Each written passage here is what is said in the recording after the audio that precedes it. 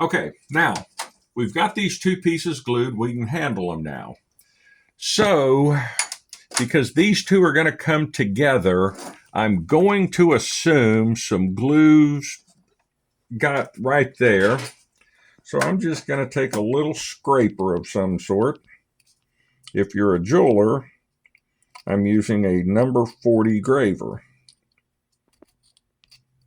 So let's do that. Let's do the same thing on this other piece. We didn't have much of a blowout right here.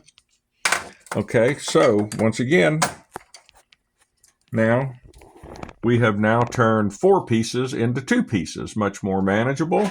So we're going to mix up some glue.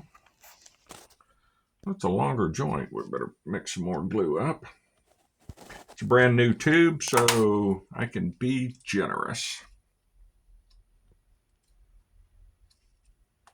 All right, so let me get this mixed up, and then, well, what the hell, it's just a video. Hang on, y'all can watch all of this.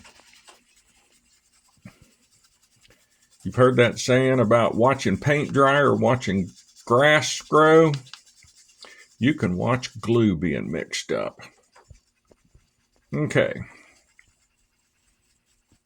Once again, I'm just going to pick the small side,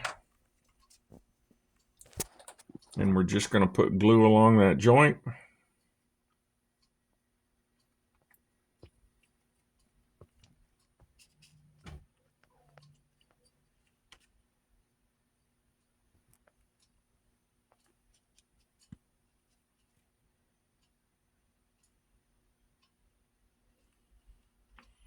All right, so let's bring it back over here.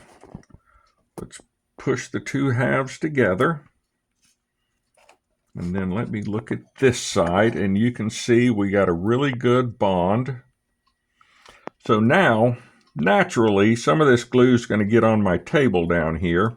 So I'm going to move it over. I'm going to push it together. I'm going to, now I've got a minute, so what I want you to look at here, and make sure you don't put your elbow in your glue. Now, right here with this glue, that kind of bled out from our first, or where we glued it the first time. Like I said, I'm using a 40 graver that only jewelers have, but a razor blade will go in there and just real carefully clean that up.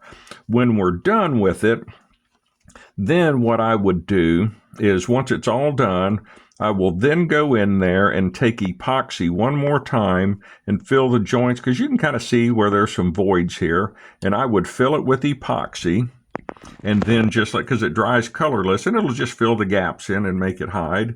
So now, once again, I'm going to move it out of the glue. Then I am going to reach over and get the camera, and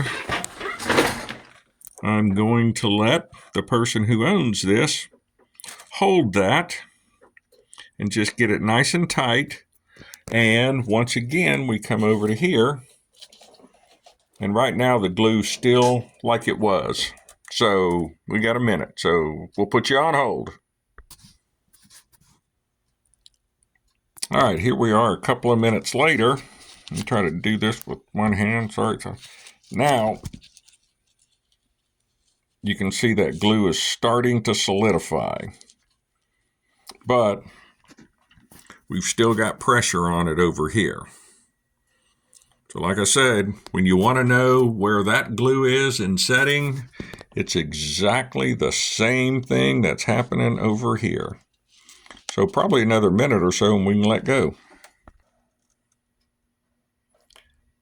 All right, so it is now time. You can go ahead and let go, Rebecca. And just don't wiggle it or anything.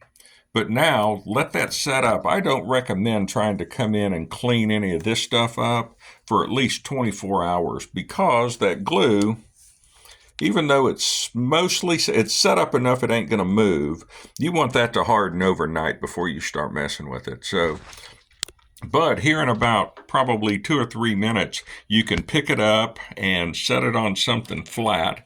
Once again, I'm going to wiggle it so it doesn't glue itself to the table. And then I'll come in here tomorrow when it's dry and scrape all that up. So anyway, we'll shoot you a picture when it's done.